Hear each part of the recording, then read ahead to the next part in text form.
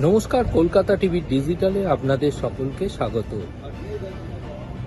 মামলার জন্য রাজ্যের সরকারি হাসপাতালগুলিতে রোগীদের খাবারের যে পরিষেবা, সেই পরিষেবা ব্যাহত করা যাবে না, এমনটাই মন্তব্য কলকাতা হাইকোর্টে।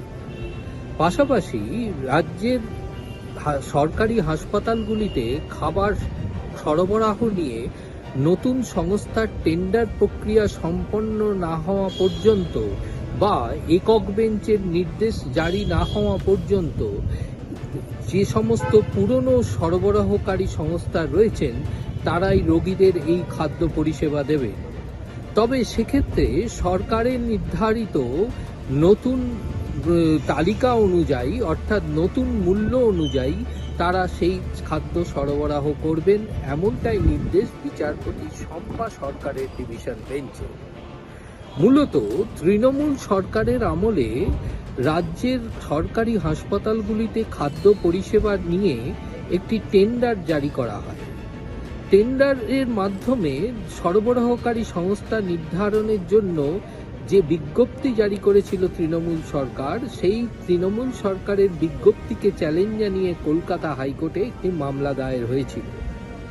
যে মামলাটিতে গত চলতি বছরের 10ই এপ্রিল কলকাতা হাইকোর্ট নির্দেশ দিয়েছিল 12ই এপ্রিলের মধ্যে একটি কমিটি গঠন করতে হবে, যে কমিটি এই সমস্ত সরকারি হসপিটালের খাদ্য গুণমান সংক্রান্ত বিষয় নির্ধারণ করবেন এবং তারা নতুন রেট চার্ট তৈরি করবেন। সেই মামলাটি বর্তমানে এখনো পর্যন্ত বিচারপতি কৃষ্ণা রাওয়ের এজলাসে বিচারাধীন রয়েছে।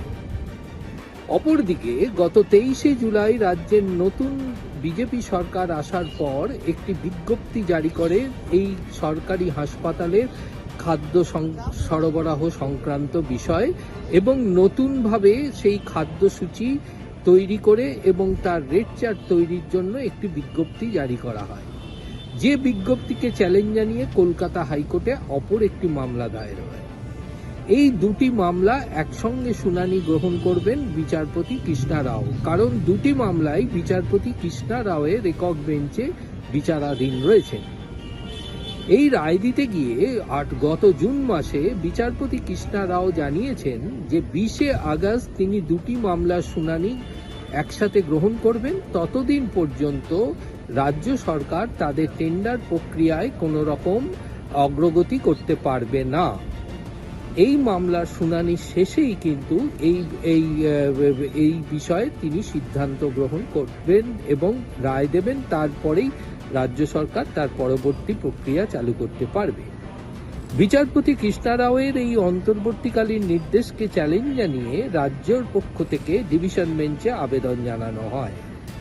সেই আবেদনের প্রেক্ষিতে রাজ্যের অ্যাডভোকেট জেনারেল সুরজিৎ নাথ মিত্র বলেন যে ইতিমধ্যে রাজ্য সরকার পূর্বের মামলার নির্দেশ অনুযায়ী কমিটি গঠন করেছে। সেই কমিটি খাদ্যের গুণমান, খাদ্যের নতুন তালিকা এবং নতুন রেট চার্ট সম্পর্কে সিদ্ধান্ত গ্রহণ করেছে, কিন্তু টেন্ডার প্রক্রিয়া সম্পন্ন না হওয়া পর্যন্ত নতুন সরবরাহকারী সংস্থাদের লোয়েস্ট রেটে অর্থাৎ L1 রেটে কারা সাপ্লাই করবে তা নির্ধারণ করতে পারছে না রাজ্য সরকার।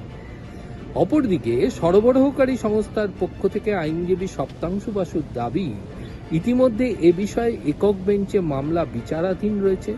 একক বেঞ্চের পরিষ্কার নির্দেশ রয়েছে এ বিষয়ে দুটি মামলা প্রসঙ্গে রাজ্যকে তাদের অবস্থান সম্পর্কে লিখিতভাবে জানাতে হবে এবং 20শে আগস্ট দুটি মামলারই শুনানি গ্রহণ করবে একক বেঞ্চ। তবে তারপরেই কিন্তু এ বিষয়ে নির্ধারিত হবে। সুতরাং এ বিষয়ে ডিভিশন বেঞ্চের এই মুহূর্তে মামলার দ্রুত শুনানির প্রয়োজন আছে বলে তিনি মনে করছেন না। যদিও বিচারপতি শম্পা সরকার একক বেঞ্চের অন্তর্বর্তীকালীন স্থগিতাদেশকে তিনি খারিজ করে দিয়েছেন, কিন্তু তিনি পরিষ্কার জানিয়েছেন যে রাজ্যের যে 23শে জুলাইয়ের যে টেন্ডার প্রক্রিয়া, সেই টেন্ডার প্রক্রিয়ায় কোন সরবরাহকারী সংস্থা সিলেক্টেড হবে এ বিষয়ে কিন্তু এই মুহূর্তে রাজ্য সরকার কোনো সিদ্ধান্ত গ্রহণ করতে পারবে না। একক বেঞ্চে মামলার শুনানির পর বিচারপতি কৃষ্ণা রাও তিনি যে নির্দেশিকা জারি করবেন তার উপরেই নির্ধারিত হবে যে পরবর্তীকালে কোন সরবরাহকারী সংস্থা এ বিষয়ে তারা টেন্ডারের মাধ্যমে তারা সেই যোগ্যতা অর্জন করবে। ততদিন পর্যন্ত বিচারপতি শম্পা সরকারের ডিভিশন বেঞ্চের নির্দেশ যে পুরনো সরবরাহকারী সংস্থারাই সরকারি হাসপাতালগুলিতে খাবার পরিষেবা দেবে এবং তাদেরকে সরকার নির্ধারিত নতুন রেটেই কিন্তু এই খাদ্য সরবরাহ করতে হবে।